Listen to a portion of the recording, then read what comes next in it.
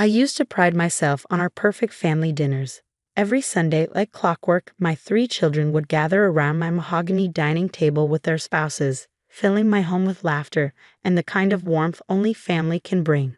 At least that's how it used to be, until Jessica, my eldest son David's wife, started making excuses. It began subtly enough. A missed dinner here, a late work meeting there. But over the past 8 months, those excuses had become almost predictable. When she did show up, she'd sit quietly, pushing food around her plate, her usual vibrant personality dimmed like a light slowly burning out. "She's just busy with a new promotion," David would say, defending her absence for the 3rd Sunday in a row. But I noticed how he wouldn't quite meet my eyes when he said it, how his fingers would drum nervously against his leg, a tell he'd had since childhood when he was hiding something. Last night, while cleaning out my home office, I found my old phone in a drawer. I'd forgotten about it after upgrading last Christmas. On a whim, I charged it up, thinking there might be some family photos I hadn't transferred. Instead, I found something else. A video recording from last year's 4th of July reunion.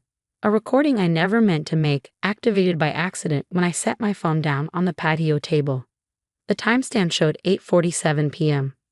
Most of the family had moved inside for coffee and dessert, but the recording captured voices from the far corner of my garden, by the old oak tree, my sister Margaret's distinctive tone, followed by my youngest son Peter's wife, Amanda. "Did you see how she just sat there, acting all innocent?"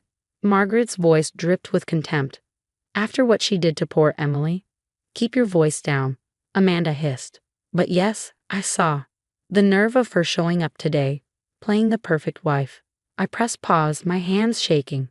Emily was Margaret's daughter, who'd abruptly quit her job at the same law firm where Jessica worked as a senior partner. Emily had moved across the country shortly after, barely keeping in touch with any of us.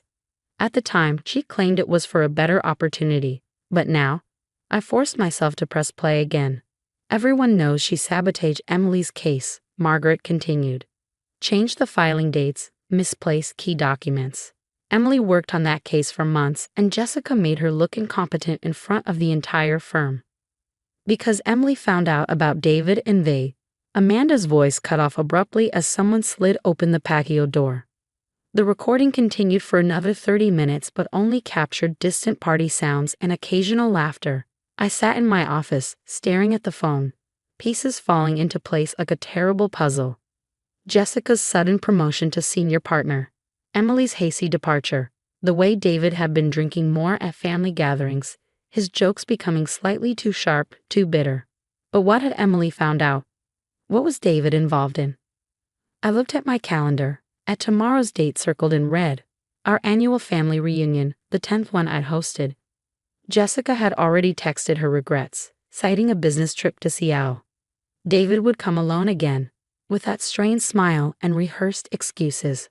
My finger hovered over the phone's delete button. Perhaps some things were better left buried, some perfect family images better left unshattered. But I thought about Jessica. How her bright laugh had disappeared from our gatherings, how she flinched last Christmas when Margaret deliberately spilled wine on her new dress, an accident she claimed. I thought about Emily, who'd missed her grandfather's funeral because she couldn't get away from work, who'd stopped calling her mother, who'd blocked most of the family on social media. The perfect family dinners I'd prided myself on suddenly felt like elaborate stage productions, with everyone playing their parts while ugly truths festered beneath the surface. And I, the family matriarch, had been either too blind or too willing to ignore the signs. I picked up my current phone and typed out a message to Jessica. "I know about last year's reunion, and Emily, we need to talk." My finger trembled over the send button. Sending this would change everything. The carefully maintained facade of family harmony would crack. Sunday dinners would never be the same. But maybe they shouldn't be. I pressed send. 3 dots appeared immediately, dancing on my screen for what felt like an eternity. Then, "Give me an hour. I'll come over." I walked to my kitchen, my steps heavy with the weight of what was to come. As I prepared coffee, Jessica's favorite dark roast that she'd stopped drinking with us months ago, I caught my reflection in the window. Behind me, the dining room stood silent, family photos lining the walls, smiling faces captured in perfect moments, frozen in time. But perfection, I was learning could be the prettiest mask for the ugliest truths. The doorbell rang exactly 1 hour later. When I opened it, Jessica stood there, her work blazer slightly crumpled, her eyes red-rimmed but determined. In her hands, she clutched a thick manila envelope. "Before you say anything," she said, her voice steady despite its hoarseness, "there's something you need to see. About David. About why Emily really left. And why I've been avoiding these perfect family dinners of yours." She stepped inside, and I knew, as I closed the door behind her, that by tomorrow's reunion, nothing would be the same. Sometimes perfect families aren't perfect at all. Sometimes they're just better at hiding their cracks. And sometimes those cracks need to be exposed for any real healing to begin. The manila envelope sat between us on my kitchen counter like a bomb waiting to detonate. Jessica's hands shook slightly as she reached for her coffee, but her eyes held a determination I hadn't seen in months. "I found these documents 6 months ago," she began, her finger tracing the envelope's edge. "I wasn't looking for them. I was actually searching for our insurance papers when I found a hidden compartment in David's desk." She pulled out a stack of papers, spreading them across my pristine granite countertop. Bank statements, offshore account details, and emails. So many emails.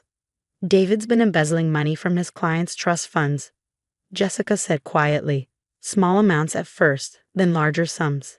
He's been doing it for years, covering his tracks through a series of shell companies." My coffee cup clattered against its saucer. "That's impossible. David would never." "Emily found out," Jessica cut me off. "That's what really happened at the firm. She was working on a case involving one of his clients and noticed discrepancies. She came to me first, thinking I should be the one to tell him he was about to be discovered. The perfect image of my son, star athlete, Harvard Law graduate, devoted husband, began to crack before my eyes. Instead of telling him, Jessica continued, her voice bitter, "I investigated. I couldn't believe it at first, but the evidence was overwhelming. When I confronted David, she paused, pulling up her sleeve to reveal a fading bruise. Let's just say he wasn't the man I married anymore." My stomach lurched. "He hit you?" "Just once. He apologized immediately, blamed the stress, promised to fix everything." She laughed hollowly. "Then he went to the firm's partners and told them Emily had been making mistakes, missing deadlines. He planted evidence, made it look like she was the one mishandling client funds. The pieces clicked into place. Emily's sudden departure, Margaret's hostility, the tension at family gatherings. But why didn't you tell anyone?" "Because of this." Jessica pulled out one final document, a paternity test. "David's not the father of the baby I'm carrying." I stared at her, noticing for the first time the slight swell of her stomach beneath her blazer. "You're pregnant?" 3 months. And before you ask, no, I didn't have an affair. I've been doing IVF. Alone, because David," she took a shaky breath. "David's been sterile since a college accident you never told anyone about. He made me keep quiet about our fertility struggles, insisted we tell everyone we were focusing on our careers. His pride couldn't take the hit to his perfect image." The weight of these revelations pressed against my chest. All those times I pressured them about grandchildren, made pointed comments about Jessica's career focus. The shame of my assumptions burned hot in my throat. "Tomorrow at the reunion," Jessica said, gathering the papers back into the envelope, "David plans to announce my pregnancy to everyone. He's already told a few people at work, playing the proud father. But he doesn't know I have proof he can't be the father. He doesn't know I've been documenting everything, the embezzlement, the abuse, the lies." "What are you going to do?" "The FBI is already investigating. I've been working with them for months, gathering evidence. They're moving in next week." She met my eyes steadily. "I'm telling you this because, despite everything, you deserve to know the truth before it hits the news. And because I need you to understand why I can't keep coming to these family dinners, pretending everything's fine." The sound of a car door slamming outside made us both jump. Through the kitchen window, I saw David's BMW in the driveway. "He's early," Jessica whispered, hurriedly stuffing the envelope into her bag. "He can't know I was here." I grabbed her arm as she stood to leave through the back door. "Wait. The reunion tomorrow." "I'll be there," she said firmly. "One last perfect family dinner. But this time, I'm not staying quiet." As Jessica slipped out the back, I heard my front door open. David's voice called out, "Mom." Your car's in the driveway, but you're not answering your phone." I quickly wiped my eyes, plastered on a smile, and called back, "In the kitchen, dear. Just finishing up some coffee." David appeared in the doorway, handsome as ever in his expensive suit. Looking at him now, I wondered how I'd missed the signs. The too perfect smile, the controlled movements, the calculated charm. "2 coffee cups?" he asked, his eyes narrowing at the table setting. "Oh, Margaret stopped by earlier," I lied smoothly, channeling the same talent for facades that had apparently run in our family for years. "Just finalizing plans for tomorrow's reunion." He nodded, but I noticed his fingers drumming against his leg. The tell I'd always ignored, choosing to see what I wanted to see in my perfect son. "Actually, Mom," he said, his smile not quite reaching his eyes, "I have some wonderful news to share tomorrow. Something that will make you very happy." I thought of Jessica's paternity test, of the FBI investigation, of all the lies about to unravel. "I'm sure it will be quite an announcement, dear." As I watched him leave a few minutes later, I realized tomorrow's reunion wouldn't just expose David's lies. It would expose all of us. The things we chose to ignore. The perfect image we prioritized over truth and justice. I picked up my phone and sent a text to Margaret. "We need to talk about Emily and Jessica and the truth." The perfect family was about to shatter.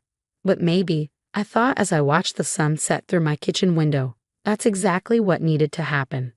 The morning of the reunion dawned bright and clear, mocking the storm that was about to break over our family. I barely slept, spending the night rearranging photos on my walls, smiling faces that now seemed like strangers. Each perfect moment captured in those frames held a different meaning now.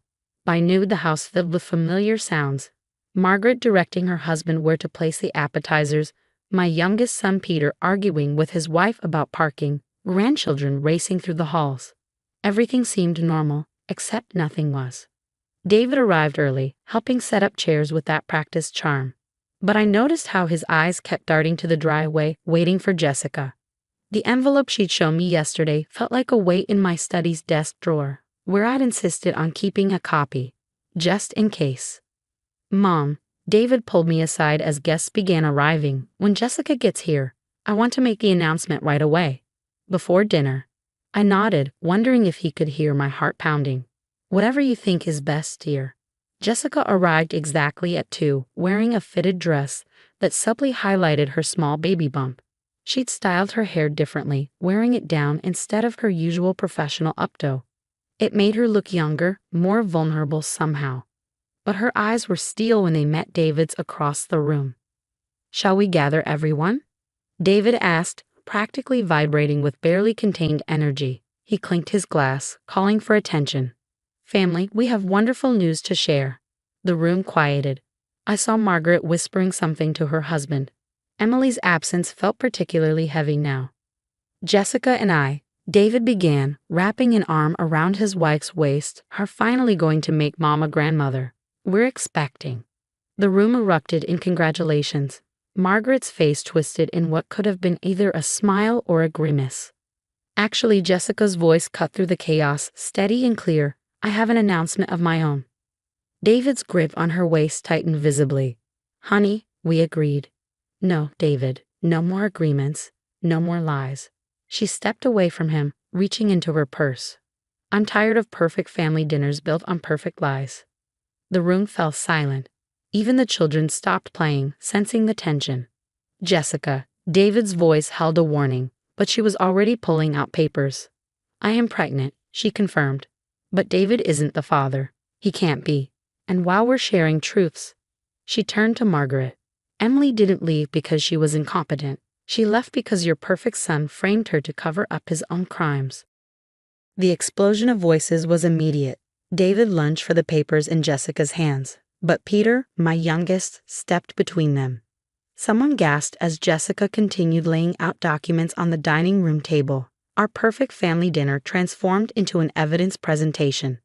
"FBI agents are outside," Jessica announced calmly. "They've been building a case for months. Every trust fund you stole from David. Every client you defrauded. Every document you falsified. It's all here." "You're lying," David snarled, but his face had gone pale. "Mom, you can't believe this. She's trying to destroy our family." I stood up slowly, feeling the weight of every eye in the room. No, David. You did that yourself. Every Sunday dinner you sat here, letting us blame Jessica for not giving us grandchildren. When you knew, my voice broke.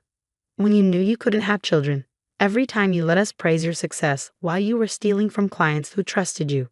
I found everything yesterday, I continued, addressing the stunned room. The proof was all there, but we were too invested in our perfect family image to see it. Even when Emily tried to tell us, we chose to believe the lie. As if on cue, there was a knock at the door. 2 men in suits stood on my porch, badges ready. What happened next seemed to move in slow motion.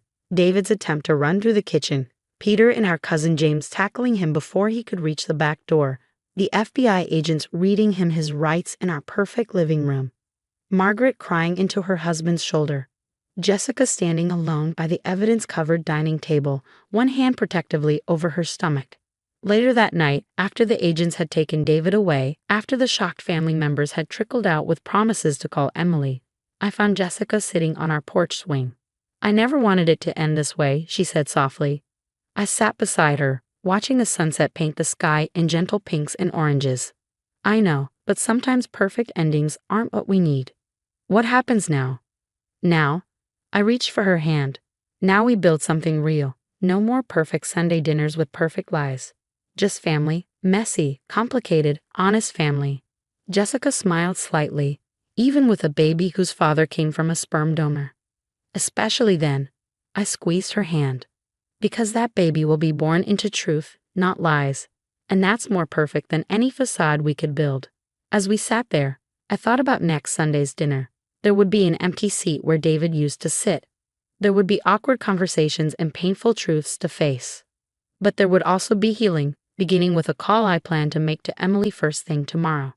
Sometimes it takes shattering the perfect image to find something real underneath. And as I watched the stars begin to appear in the darkening sky, I realized that's exactly what our family needed all along. Perfect lies had nearly destroyed us. Maybe honest imperfection could save us.